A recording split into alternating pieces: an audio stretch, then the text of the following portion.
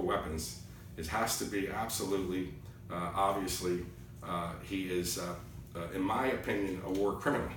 There's no other way to state it. And now, what just happened a few days ago, it shows that he didn't get the message because we never gave him the message. And only the United States of America could have delivered that message.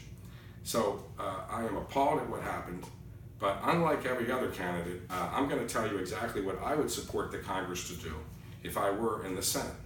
I would support removing Assad by military force.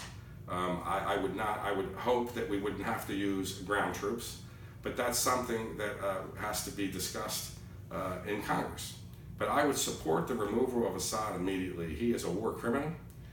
Anybody that would use chemical warfare is crimes against humanity, and he will not stop. If he did it once, he could do it again. Nobody can remove him but the great powers of the United States military. Secondly, I would also make sure that we had a no-fly zone. I would support a no-fly zone to make sure that Russia would stay out of that region. We can't have, in history, if you look at history, we have never tried to have a military operation with a partnership like what's going on in Syria with Russia.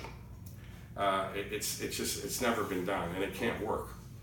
The United States has to step up and take control of the situation and push Russia back out, get rid of Assad. We have to make sure that the Syrian people are protected, that are on that border, men, women, and children that are being killed, and we have to bring this civil war to an end. It will continue to expand and get worse. Russia will continue to stay more involved in it. ISIS is going to continue to expand. So by this plan, if the Congress would look at it and take a stand, would be the beginning of bringing that region to peace. We cannot have it continue. So I would support what I just said if Congress were to go that direction. I certainly would discuss it if I were in the Senate. But ignoring it, it's only going to get worse. And something has to be done quickly. Anything else? Yes. Now, what is your position on North Korea's latest missile tests? The latest missile test with North Korea is one more sign that they are going to continue to be aggressive, not only to their South Korea, which is our ally.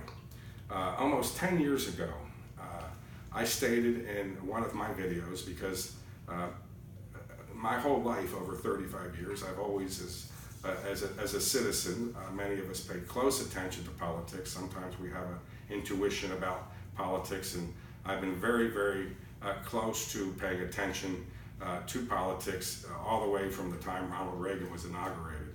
And some Americans like myself, we really care about our country, and we are fascinated by our government and what it does. So 10 years ago, I went on video and stated that North Korea needed to, their nuclear capabilities needed to be shut down completely by the United States. That was almost 10 years ago, and it's documented.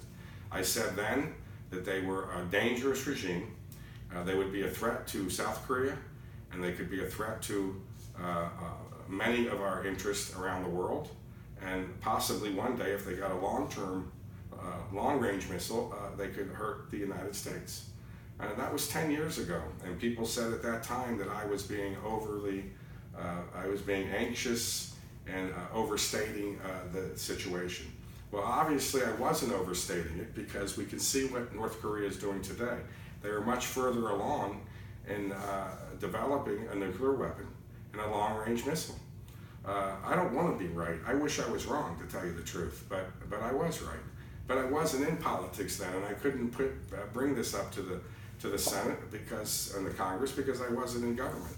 But now I can hopefully bring some of my thoughts, and people will listen, whether I'm in the Senate or not. And North Korea has to be dealt with immediately, sooner than later. They are going to be a problem, and by not taking out their nuclear program now, going to have a bigger problem later. Henry Kissinger made it clear a few years ago. Somebody asked Henry Kissinger, the Secretary of State for President Nixon, why should we interfere in another country's nuclear programs? They specifically talked about Iran. And Henry Kissinger said the following, and I knew this before he said it, and he was right. He said that one day down the road, they're going to fire a nuclear weapon into their neighbor. And if millions of people are being killed, the superpowers will have to enter at that time. And when we do enter at that time, it's going to be not only costly, it'll be a shame because millions of people could be killed. The time to do this is now. We should have done it a long time ago. We cannot negotiate with North Korea.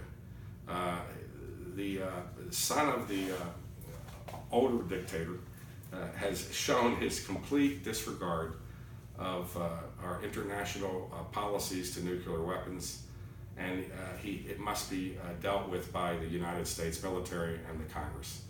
Now, we also know that North Korea has committed crimes against humanity to their own people. Somewhere, and again, I don't have the intelligence reports, I'm not in the Senate, but from my readings, it could be 40,000 people or more that are killed in concentration camps by North Korea.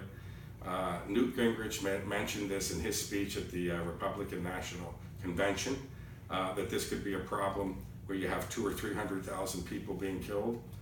I think he was right, and I think he understated it. So in reference to North Korea, these are signals to the United States government that we have a problem. And the United States government must, and the Congress must deal with this head on. And this is why when we have gridlock in the Congress, and why we have a senator like Mr. Rubio who doesn't show up but 15% of the time, he should be there addressing these type of issues. He should be on the Senate floor discussing these kind of issues. His speeches that he gives when he's not on the Senate floor, that's not what we sent him to do in Washington. He's supposed to be on the Senate floor, and when he says his vote wouldn't have mattered, you know, if you watch C-SPAN and you see the senators waiting to vote, that's where they're discussing really many things that are important, I'm sure, because they're standing there for hours and hours. Mr. Rubio was never even there to do that. They might have said, where is he? Let's talk to the Florida senator. You cannot get respect from the Senate and the House of Representatives when you have that record. If you're a corporation and you have a Fortune 500 company, I know that there's people out there watching this. If you're a Fortune 500 company, or you have a company with 5 people working for you when the employee is not there 85% of the time, what do you think the person's doing? I'm not going to sit here and tell you what he was doing, but you know, one can only imagine and the numerous things he might have been doing. But whatever he was doing, it wasn't right. And this is a particular case in hand.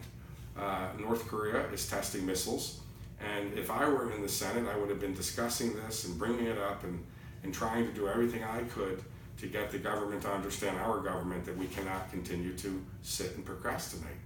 So we must take care of this problem, and I would support the Congress in using the use of military force if necessary. Of course, I'd have to hear what we're going to do and study it, and I wouldn't make any decisions quickly, but I would support military force if that was the last resort to stop North Korea from being a threat to its neighbors and to the world, and potentially to the United States and the American people. Any other questions? No.